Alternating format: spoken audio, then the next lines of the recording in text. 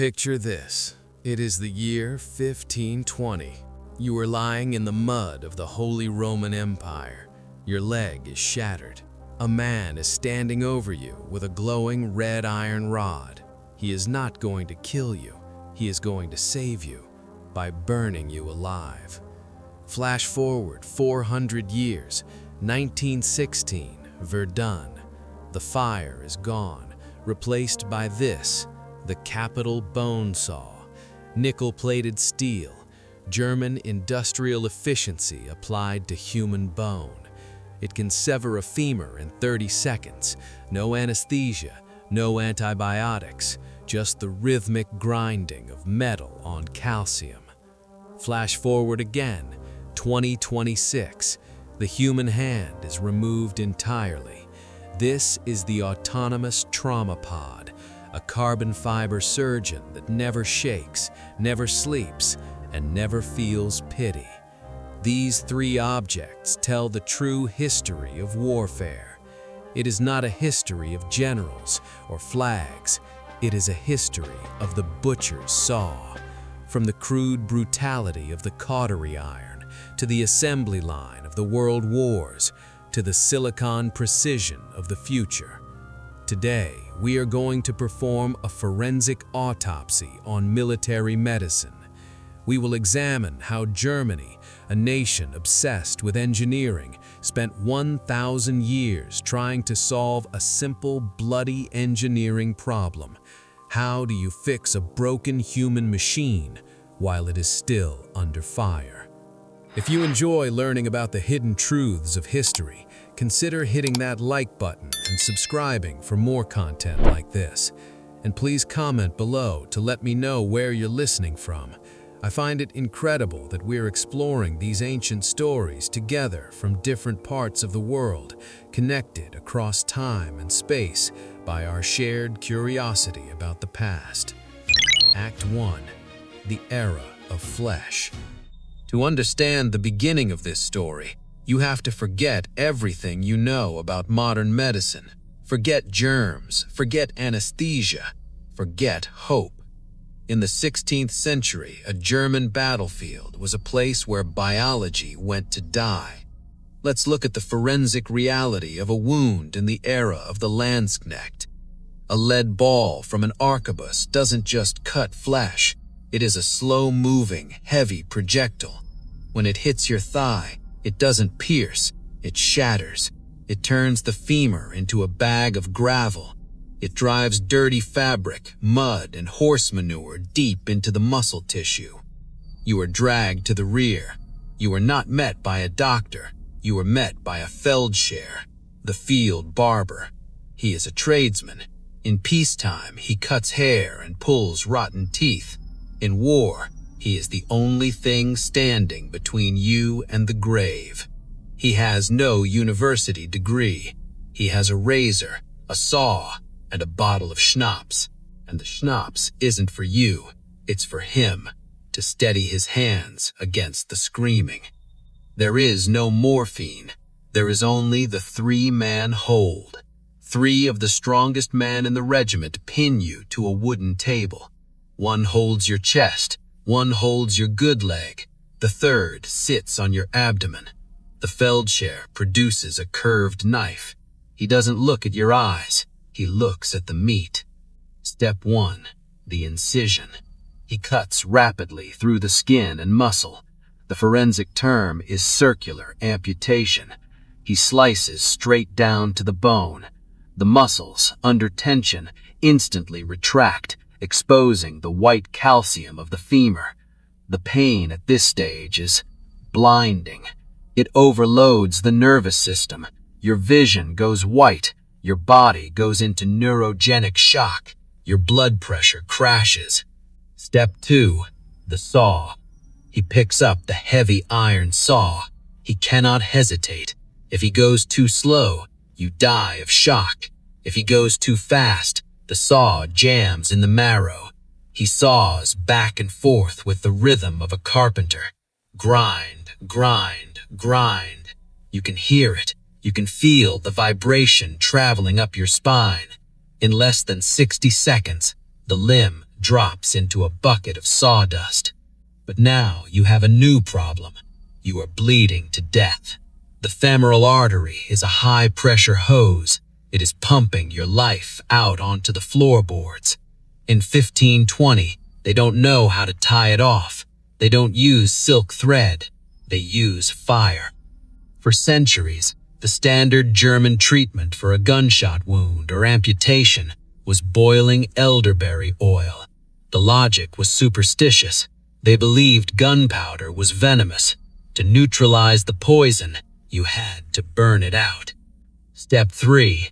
The cautery.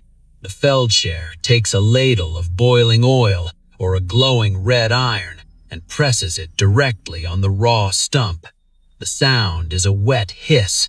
The smell is the primal scent of cooked pork.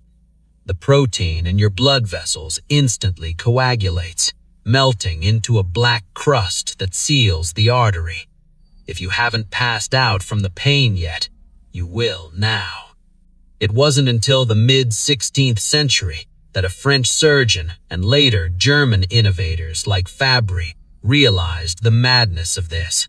They introduced the ligature, using thread to tie the veins. But old habits die hard in the military. The cautery iron remained in the German surgeon's kit well into the 1700s. Why?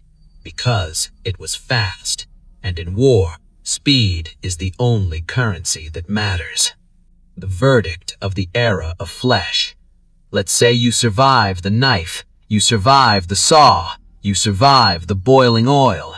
You are placed on a pile of straw in a damp tent, and there the real killer arrives. Microscopic, invisible, inevitable. They called it hospital fever.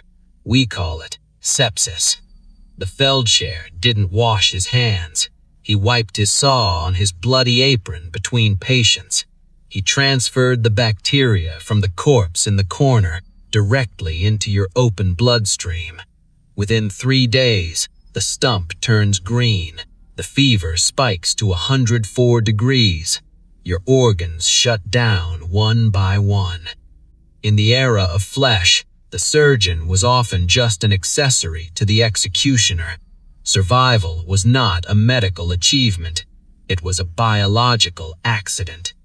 But as the centuries turned, the solitary Feldscher was replaced by something much colder, much more efficient. The machine was coming. Act 2. The Era of Rust. The Industrial Revolution changed everything.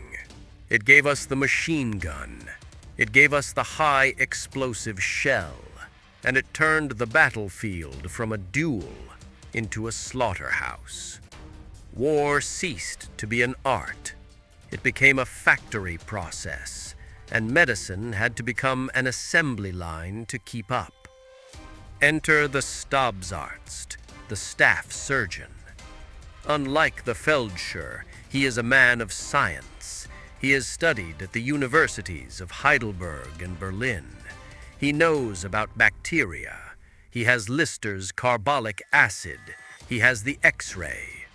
But he is about to face a biological enemy that no textbook prepared him for.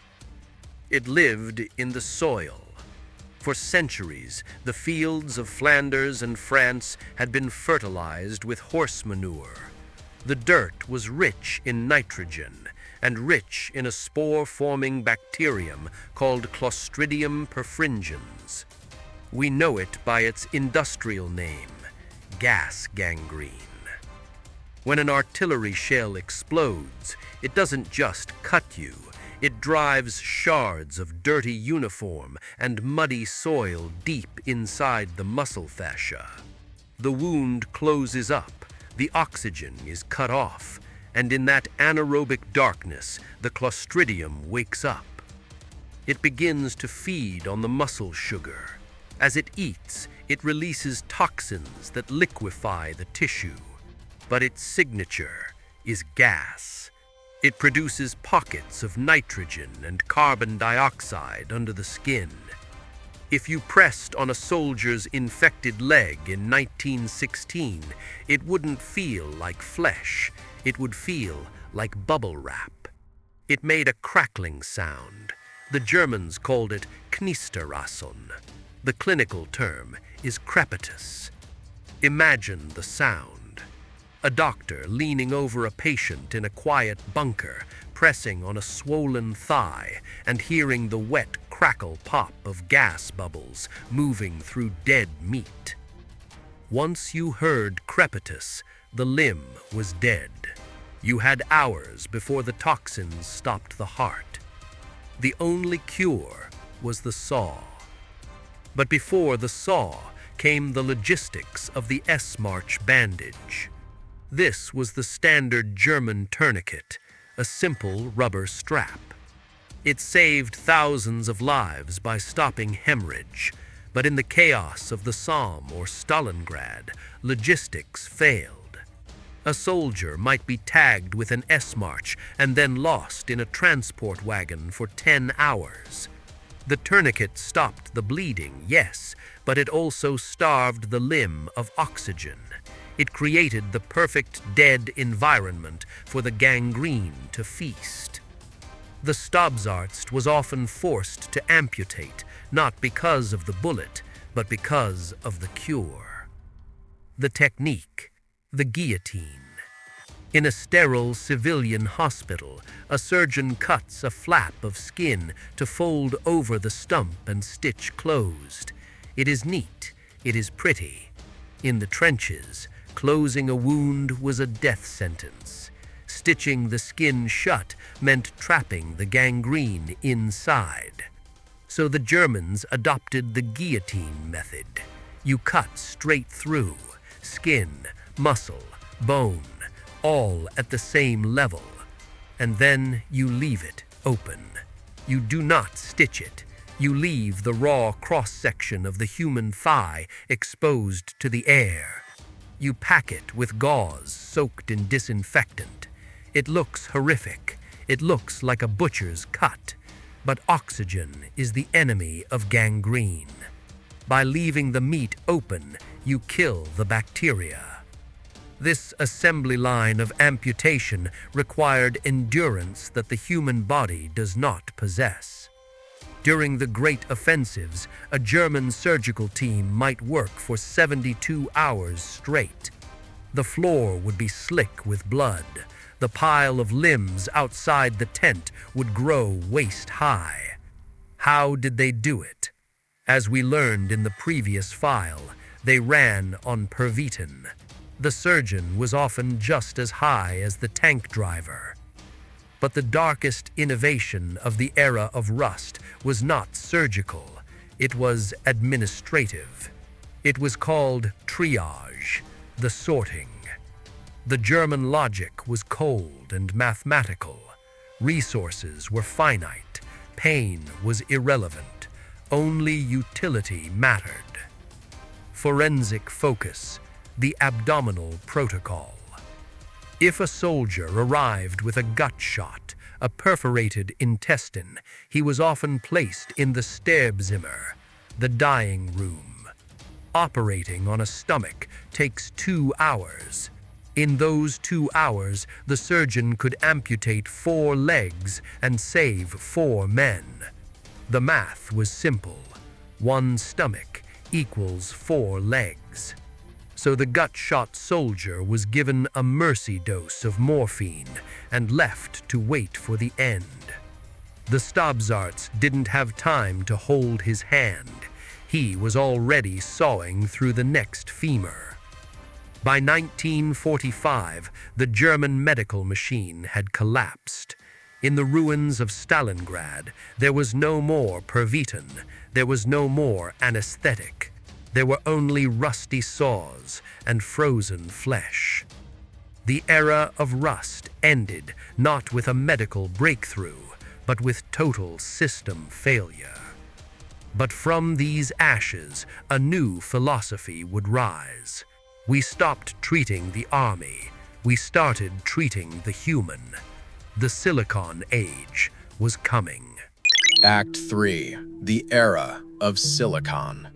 1945 was the end of the butcher. The modern German army, the Bundeswehr, was built on a new philosophy. The soldier was no longer a disposable cog in a machine. He was a high-value asset. And to save him, we stopped using steel. We started using data. The enemy was no longer gangrene. It was exsanguination, bleeding out. Forensic analysis of the Cold War revealed a terrifying statistic. 90% of preventable combat deaths happen before the soldier ever reaches a hospital. They bleed to death in the mud while the helicopter is still inbound. So we had to move the hospital to the mud. Tech 1, the chemical tourniquet. In 2026, a German combat paramedic doesn't just apply pressure, he carries a forensic marvel, hemostatic agents. This isn't a bandage, it is a pouch of granules, kaolin clay, or chitosan derived from shrimp shells. When poured into a gaping shrapnel wound, it doesn't just soak up blood, it triggers an instant, violent chemical reaction. It forces the blood to clot in seconds, turning the liquid into a hard, concrete-like plug. It burns, it generates heat, but it seals the femoral artery like a cork in a wine bottle. Tech 2, the reboa. If the wound is too high for a tourniquet, say in the pelvis, we use resuscitative endovascular balloon occlusion of the aorta. It sounds complex. It is actually plumbing. The medic inserts a catheter into the leg, pushes it up into the main aorta, and inflates a balloon. It physically blocks all blood flow to the lower half of the body. The legs die, the kidneys stop, but the blood is kept in the brain and the heart. We sacrifice the legs to save the hard drive. It buys us 60 minutes. Tech 3, the trauma pod. We have reached the limit of human hands. Under fire, a human surgeon shakes. A human surgeon hesitates. The 2026 solution is the telepresence robot. A wounded soldier is loaded into an autonomous boxer module. Above him, spidery carbon fiber arms descend. These arms are controlled by a surgeon sitting in a comfortable chair in Berlin 3,000 miles away via a 5G satellite link. Or, in the case of signal loss, by an AI algorithm trained on 10 million surgical procedures. The robot uses a laser scalpel. It cauterizes as it cuts. There is no blood. There is no boiling oil. There is only the smell of ozone and the hum of cooling fans. The amputation that took the Landsknecht 3 minutes and the Wehrmacht 30 seconds takes the robot 8 seconds. The silicon cost. We can now save men who would have been dead in any other era. We can bring back a body that has been blasted into pieces. But this creates a new forensic reality. The polytrauma survivor, the triple amputee. We save the biology, but we leave the human to wake up in a body that is half machine. The survival rate is 98%, but the question remains, survival of what? The contrast. Think about the German boy in 1916. To save his life, he had to endure the ultimate torture. He bit down on a leather strap. He felt the cold steel grind against his femur. He felt every vibration of the saw. The pain was the price of his survival. Now look at the soldier of 2026. He floats in a chemical void. The robot disassembles him with laser precision while he dreams of home. He wakes up in clean white sheets, missing a limb, but with no memory of the loss. We have replaced the agony with oblivion. The question, and this brings me to a question I want you to answer in the comments below. Does making war painless make it more humane, or does it just make it easier for society to ignore? If you had to choose, would you prefer the honest agony of the rusty saw or the silent mutilation of the robot? Let me know your verdict, because history doesn't care about your comfort. It only cares about your survival. If you have the stomach for it, click here to watch the prequel to this tragedy, how the German army drugged their soldiers to feel no pain in the first place. I'm the WarSim, and I'll see you in the history books.